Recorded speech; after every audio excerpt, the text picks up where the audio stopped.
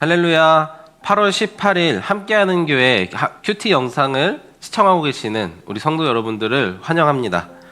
오늘 큐티 본문은 예레미야 22장 10절부터 19절까지의 말씀입니다. 우리 함께 눈으로, 귀로, 그리고 가능하신 분들은 입으로 읽도록 하겠습니다.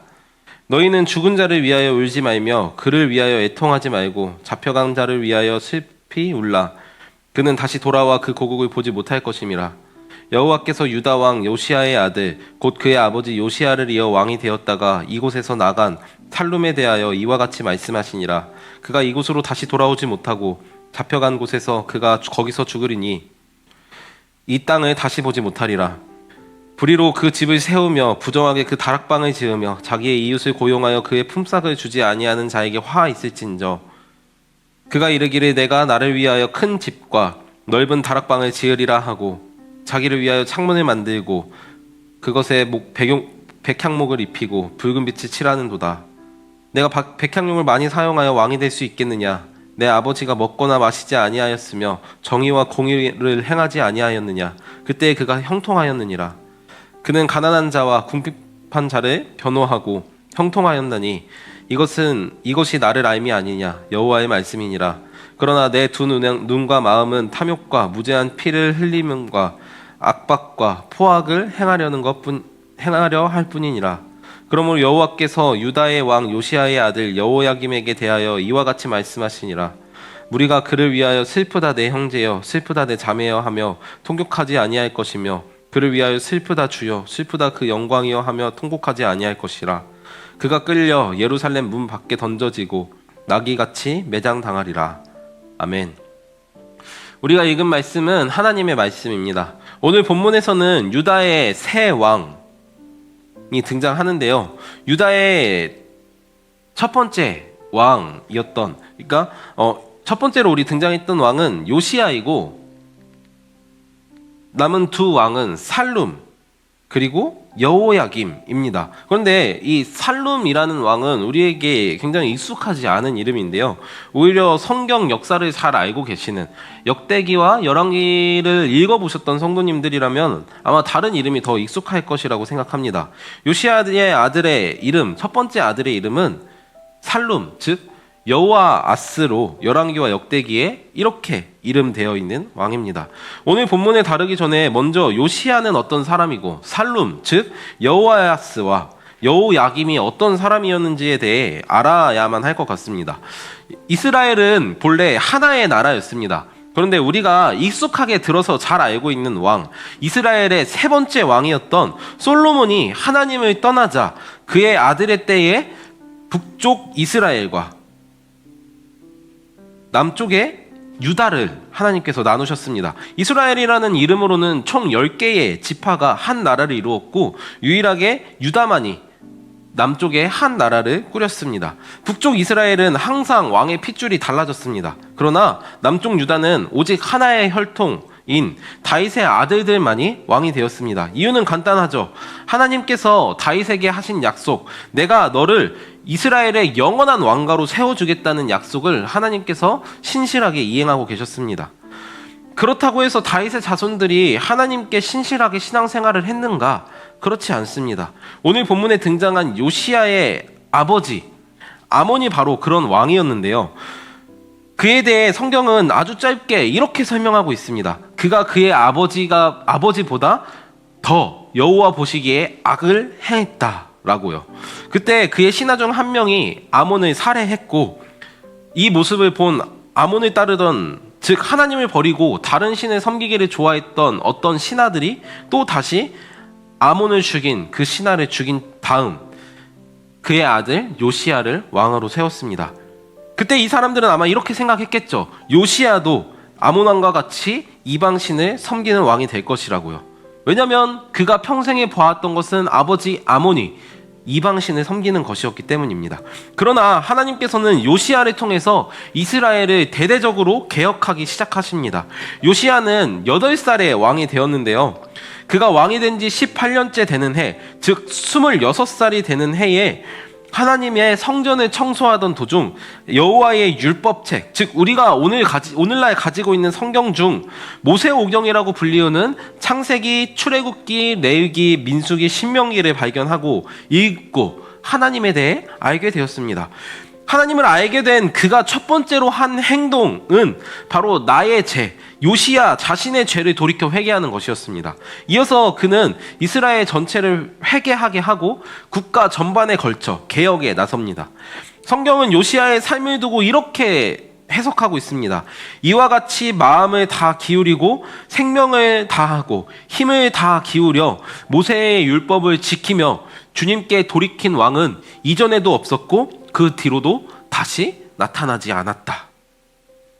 요시야는 정말 이상한 사람이었습니다. 우리 속담에 콩 심은데 콩나무, 팥 심은데 팥난다라는 속담이 있는 것처럼 그의 아버지 아몬은 요시야에게 날마다 우상을 숭배하는 모습 외에 아무것도 보여준 것이 없습니다.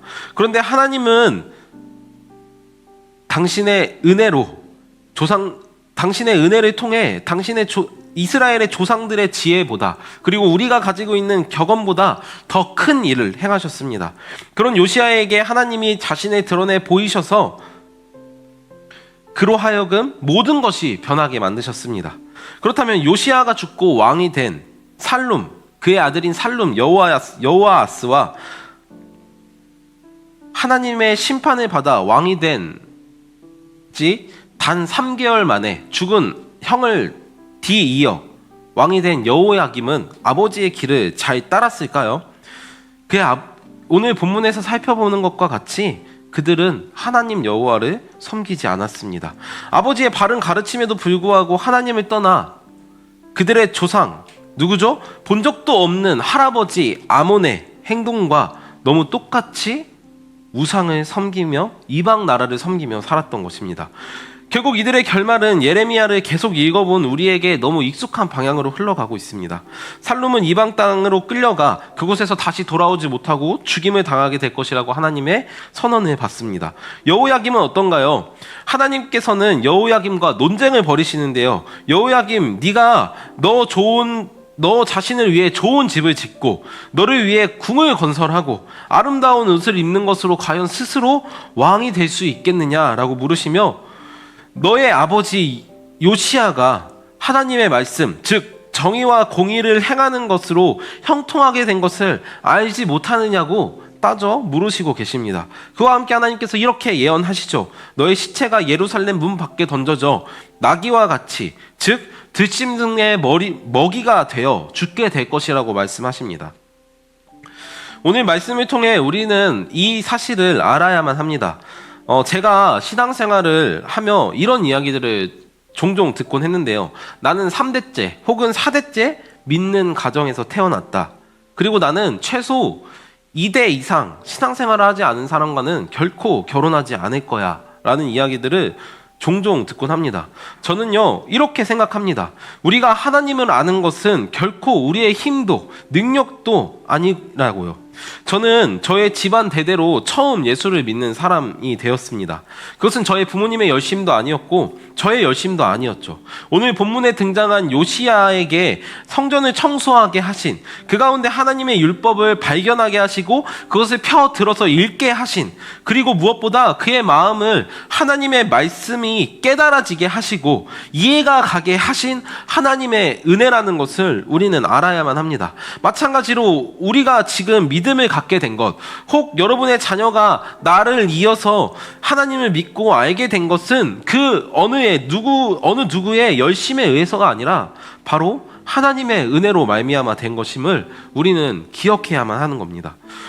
오늘 하루 우리에게 이 은혜를 베풀어 주신 하나님께 감사하며 그 은혜를 나의 부모에게, 나의 친구에게, 나의 자녀에게, 나의 이웃에게 베풀어 달라고, 그 누구도 줄 수 없고 오직 하나님만이 주실 수 있는 그 은혜를 나를 통하여 혹 다른 어떤 누군가를 통하여 베풀어 달라고 기도하며 또 나의 편에서 하나님의 편지로서 그리고 하나님의 향기로서 의 삶을 살아가는 저와 여러분 되기를 부탁드립니다.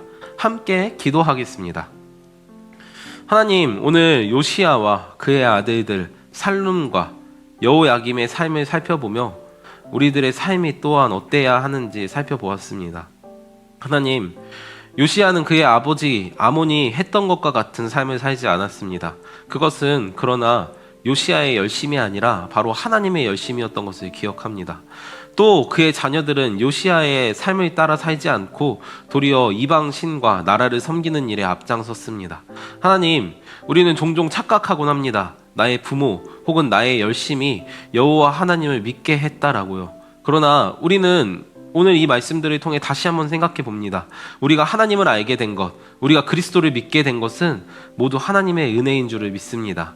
아버지, 우리가 이 은혜를 감사할 수 있는 마음을 날마다 더하여 주셔서 주님 앞에 겸손히 행하고 요시야가 그랬던 것처럼 정의와 공의를 행하는 우리 함께하는 교회 온 성도들 될 수 있도록 주님 인도하여 주십시오. 하나님, 오늘 우리에게 주신 그 은혜를 또 우리를 통해 또 혹 누군가를 통해 우리의 사랑하는 가족들에게, 이웃들에게, 친구들에게 전달하길 주님 우리가 원합니다. 아버지, 우리에게 은혜를 베풀어 주셔서 하나님의 편지로서의 삶, 향기로서의 삶을 살아가며 그들에게 또한 우리가 받은 은혜를 나누는 우리 함께하는 교회 온 성도들 되도록 주님 인도하여 주옵소서. 그렇게 하실 주님의 은혜를 기대하고 소망하며 예수님의 이름으로 기도합니다. 아멘.